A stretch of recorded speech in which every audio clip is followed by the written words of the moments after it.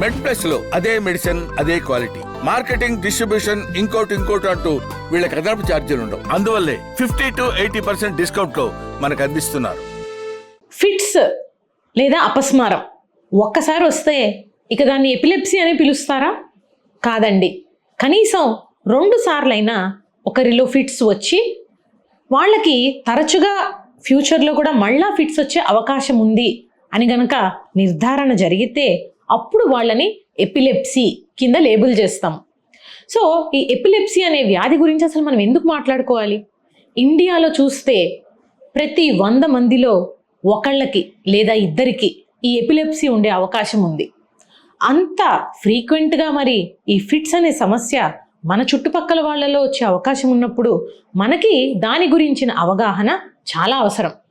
Fits రాగానే ఇంకేముంది, వీళ్ళకేదో పూనకం వచ్చిందనో లేదంటే కనుక దేవుడో దయ్యమో పట్టిందనో చాలామంది ట్రీట్మెంట్ చేయించకుండా చెట్ల మందులు, తాయెత్తులు కట్టించటాలు లాంటివి చేస్తూ ఉంటారు.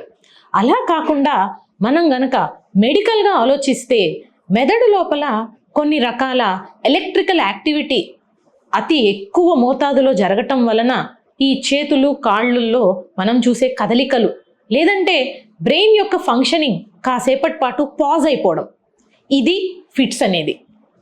ఇవి మరి జరుగుతున్నప్పుడు చాలామంది చేతుల్లో ఐరన్ వస్తువులు, తాళం గుత్తులు, కొన్ని రకాల షార్ప్ ఆబ్జెక్ట్స్ని కూడా పెడుతూ ఉంటారు.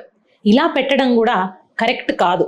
వాటి వలన ఫిట్స్ ఆగవు సరికదా, అవి వాళ్ళకి పొడుచుకొని లేదా అవతల వాళ్ళకి పొడుచుకొని హామ్ జరిగే అవకాశం కూడా ఎక్కువగా ఉంటుంది. కొంతమంది ఏం వాదిస్తారంటే ఇది ఎలక్ట్రికల్ యాక్టివిటీ కాబట్టి ఇది పట్టుకుంటే ఎలక్ట్రికల్ యాక్టివిటీ ఆగిపోతుంది అని. అలా కాదండి. ప్రతి ఫిట్ కూడా విదిన్ 2 minutes or 3 minutes దానంతటా అదే మనం ఏమి చేయకపోయినా ఆగిపోతుంది. అలాంటప్పుడు ఇది పెట్టగానే ఆగిపోయింది అని మనం తప్పుగా దాన్ని అర్థం చేసుకుంటున్నాం. మరి అలాంటప్పుడు ఏం చేయాలి? ఒక వ్యక్తికి ఫిట్స్ వస్తుంటే సైడ్కి తిప్పి పడుకోబెట్టి ఫస్ట్ ఎయిడ్గా మనం హెల్ప్ని పిలిచి వాళ్ళ చుట్టూతో గుమికూడకుండా వాళ్ళకి గాలి అందేలాగా చేయాలి.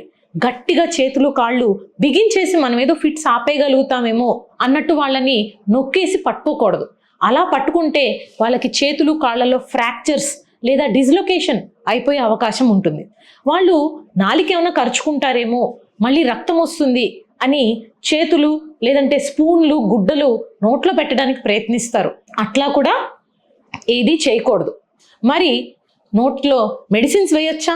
ఫస్ట్ ఎయిడ్ రూపంలో మెడిసిన్ వాళ్ళు నోటి ద్వారా తీసుకోవాలి అంటే మింగే పరిస్థితి ఉండదు. ఇంకా చోక్ అయిపోయి వాళ్ళు ఉక్కిరి బిక్కిరి అయిపోయే అవకాశం ఉంటుంది.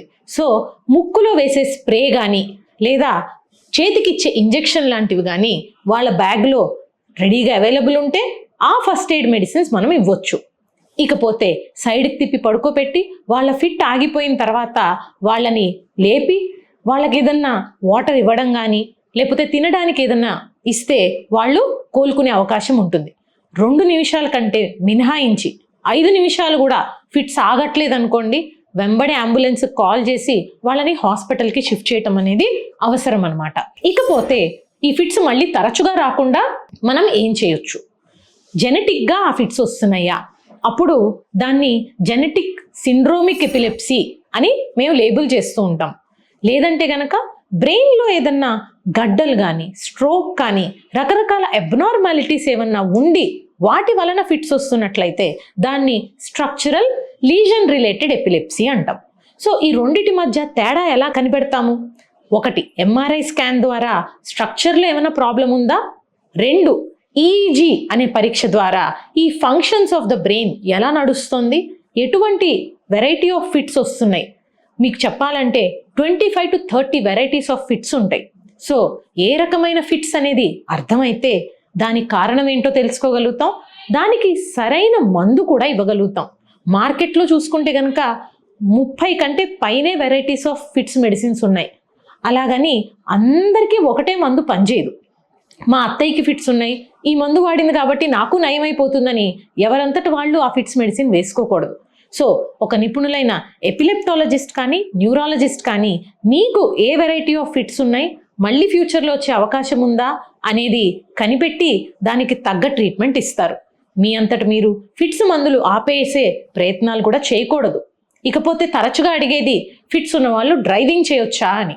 ఫిట్స్ కంట్రోల్లో ఉంటే డ్రైవింగ్ చేయొచ్చు, ఫిట్స్ మందులు కరెక్ట్గా వాడితే డ్రైవింగ్ చేయొచ్చు.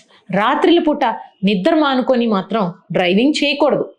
వీలున్నంత వరకు సంవత్సరం పాటు ఫిట్స్ రాకపోతే అప్పుడు డ్రైవింగ్కి వెళ్ళడం అనేది మంచిది. కానీ తరచుగా ఫిట్స్ వచ్చేవాళ్ళు తీయకపోవటమే బండి మంచిది.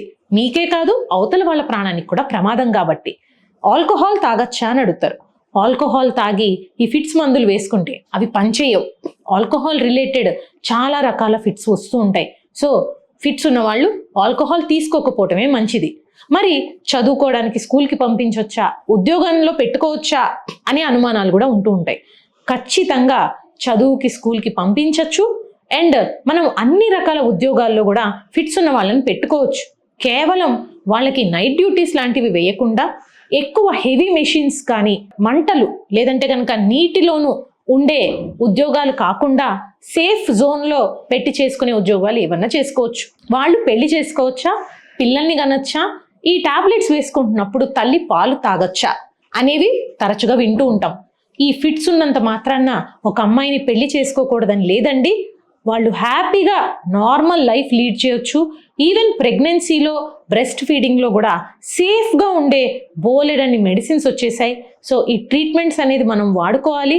సరైన మార్గంలో వాళ్ళకి మంచి నార్మల్ హెల్దీ లైఫ్ స్టైల్ అనేది మనం అందించవచ్చు. సో ఒక నిపుణులైన బ్రెయిన్ స్పెషలిస్ట్ని కలవండి.